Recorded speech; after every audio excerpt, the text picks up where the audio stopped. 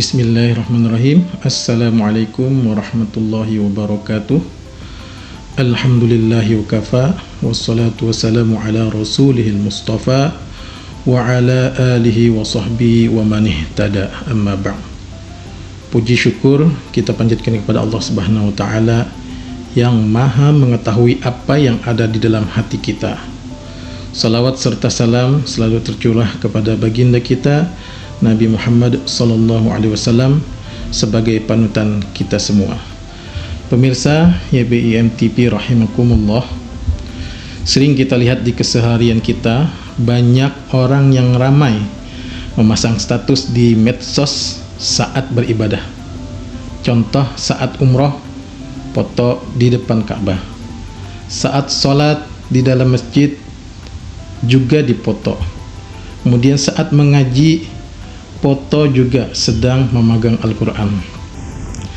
Maka timbul pertanyaan, boleh tidak kita menampakkan ibadah kita ke orang lain? Nah, untuk itu mari kita belajar bersama di hari ini. InsyaAllah tema yang akan kita sampaikan hari ini adalah belajar ikhlas dalam ibadah yang tak dilihat manusia. Jika kita lihat dari judul tema, maka kita akan temukan dua kata kunci. Yang pertama ikhlas, yang kedua ibadah yang tak terlihat oleh manusia, atau dalam bahasa Arabnya sirri. Nah, kita akan lihat dari pengertiannya terlebih dahulu. Yang pertama ikhlas, kalau dari pengertiannya yaitu membersihkan niat dan perbuatan semata-mata hanya karena Allah Subhanahu wa taala, tanpa campuran keinginan dipuji oleh manusia, yang bisa disebut dengan riya, atau mengharapkan imbalan duniawi. Ini adalah ketulusan hati yang murni dalam beribadah dan beramal, berjuang sepenuh hati lalu menyerahkan hasilnya kepada Allah untuk mendapatkan ketenangan sejati. Kemudian pengertian ibadah sirri adalah amalan ketaatan yang dilakukan secara tersembunyi, rahasia, dan semata-mata mengharapkan ridha Allah Subhanahu wa taala tanpa sepengetahuan orang lain. Tujuannya adalah menjaga keikhlasan hati dan menghindari sifat riya. Contohnya seperti sholat tahajud, sedekah diam-diam, atau zikir di dalam hati. Pemirsa YBIM TV rahimakumullah, di dalam Al-Quran Allah berfirman, A'udzu billahi minasyaitonir rajim. Bismillahirrahmanirrahim. In tubdus shadaqati fa ni'ammahi wa in tukhfuha wa tu'tuha al-fuqara'a fa huwa khairul lakum wa yukaffiru 'ankum min sayyi'atikum. Jika kamu menampakkan sedekahmu, maka itu adalah baik sekali, dan jika kamu menyembunyikannya dan kamu berikan kepada orang fakir, maka menyembunyikan itu lebih baik bagimu. Quran Surah Al-Baqarah ayat 271. Kemudian dikuatkan juga dengan hadis Nabi. Rasulullah SAW pernah bersabda, sab'atun yuzilluhumullah fi zillihi yawma la zilla illa zilluh, wa rajulun tasaddaqa bi sadaqatin fa akhfaha hatta la ta'lama shimaluhu ma tunfiqu yaminuhu, wa rajulun dzakarallaha khaliyan faqadat ainahu. Nah, ini hadisnya agak panjang, maka kita ambil yang berkaitan dengan tema, yang artinya ada 7 golongan yang akan dinaungi oleh Allah dengan naungan arsy-Nya pada hari di mana tidak ada naungan kecuali hanya naungannya semata. Nah, di antaranya, yang pertama, seorang yang bersedekah lalu merahasiakannya sehingga tangan kirinya pun tidak mengetahui apa yang disedekahkan oleh tangan kanannya. Dan orang yang berzikir kepada Allah di waktu sunyi lalu berlinanganlah air matanya. Hadis riwayat Bukhari dan Muslim.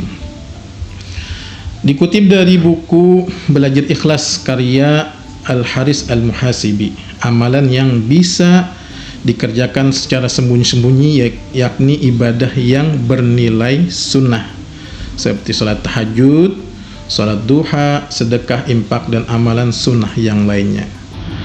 Adapun yang wajib maka disunnahkan, malah dianjurkan untuk menampakkannya seperti zakat, supaya orang tahu bahwa kita sedang melakukan kewajiban. Kemudian Imam Baihaqi meriwayatkan hadis tentang keutamaan amalan sirri atau amalan yang tidak nampak oleh manusia. Rasulullah SAW bersabda, sesungguhnya amal yang dilakukan secara rahasia 70 kali lipat lebih daripada amal yang dilakukan secara terang-terangan, dan amal terang-terangan yang diteladani diberi balasan 70 kali lebih banyak daripada amalan rahasia atau yang tersembunyi. Hadis riwayat Baihaqi. Nabi mengatakan bahwa amal rahasia lebih 70 kali lipat lebih utama daripada amal jahar yang dilakukan secara terang-terangan.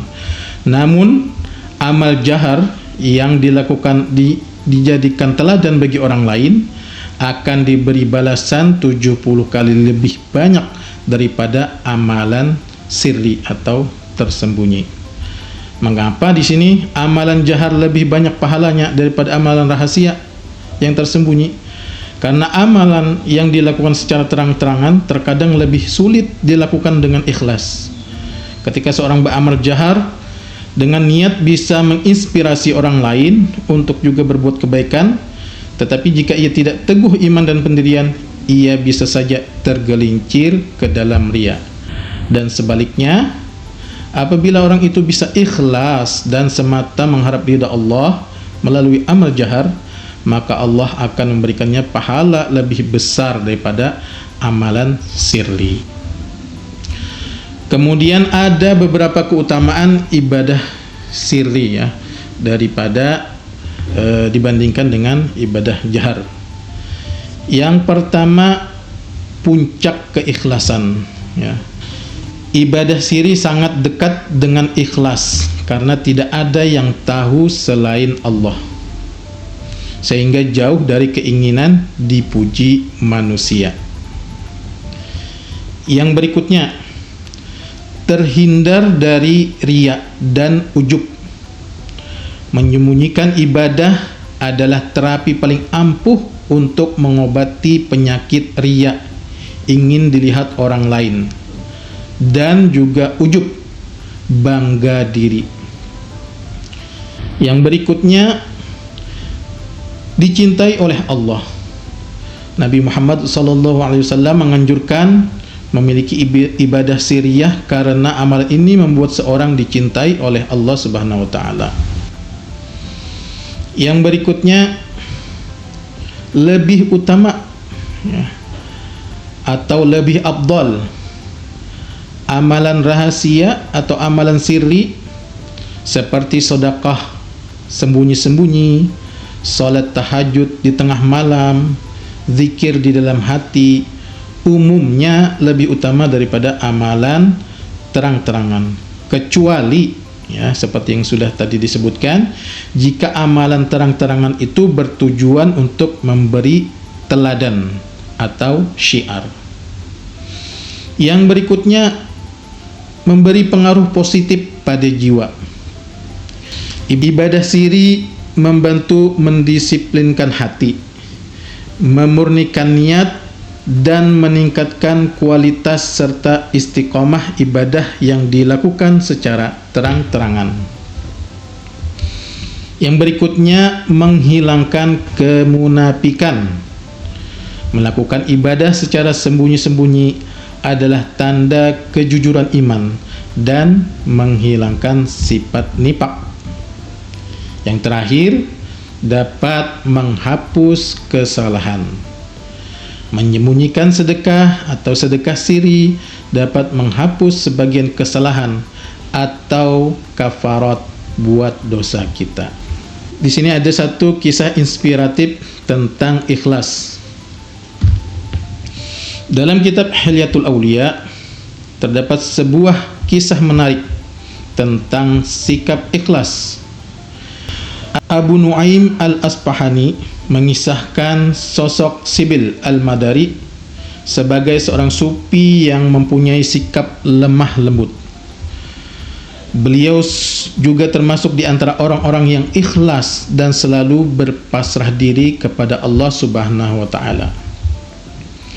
Al-Kisah, ketika Sibil al-Madari sangat ingin makan daging, dia pun membeli daging untuk dibawa pulang.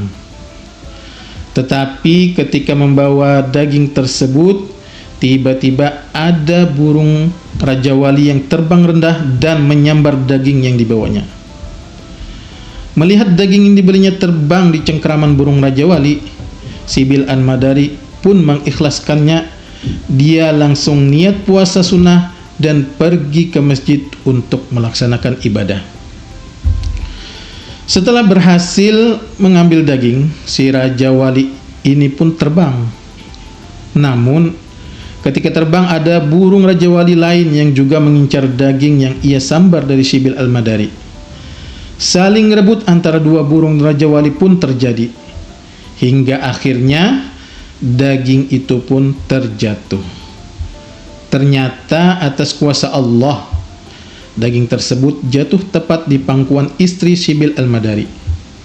Sang istri yang mendapatkan daging tersebut langsung memasaknya. Ketika Sibil al-Madari pulang ke rumah untuk berbuka puasa, istrinya menghidangkan makanan berupa daging kepada suaminya tersebut. Melihat hidangan daging tersebut, Sibil al-Madari bertanya kepada sang istri, "Dari mana kamu mendapatkan daging ini?" Sang istri pun bercerita bahwasanya ada dua Raja Wali yang sedang terbang di atas rumahnya dan saling berebut daging. Daging tersebut akhirnya jatuh dan jatuh tepat di atas pangkuannya, hingga kemudian dimasak dan menjadi hidangan tersebut. Mendengar cerita sang istri, Sibil al-Madari langsung menangis dan berkata, "Segala puji bagi Allah yang tidak pernah melupakan Sibil, meskipun Sibil sering melupakannya." Memang benar bahwasanya rezeki tidak akan pernah tertukar, karena Allah sudah menentukannya. Namun manusia tetap diperintahkan untuk menjemput atau berusaha mendapatkannya. Tentu saja dalam menjemput rezekinya banyak rintangan yang harus dilalui, sehingga jika memang sudah rezekinya, sesulit apapun akan tetap menjadi miliknya. Sebagaimana daging yang diambil oleh Sibil al-Madari direbut oleh Raja Wali dan akhirnya kembali lagi kepadanya karena keikhlasannya. Nah, mungkin dari cerita tadi dapat kita ambil kesimpulan bahwa apapun yang terjadi, kita serahkan kepada Allah dan kita ikhlaskan. Sebagai penutup, ikhlas bukan tentang tidak terlihat, tapi tentang tidak perlu untuk dilihat manusia. Jika dalam puasa kita bisa jujur kepada Allah meski tak ada manusia yang melihat, maka seharusnya di luar Ramadan kita pun bisa tetap konsisten beribadah tanpa perlu pengakuan manusia. Mari kita mulai membangun satu rahasia hanya antara kita dengan Allah di bulan yang suci ini. Semoga Allah memurnikan hati kita dari penyakit riya dan menjadikan kita hamba-hamba yang mukhlisin. Wabillahi taufiq wal hidayah. Assalamualaikum warahmatullahi wabarakatuh.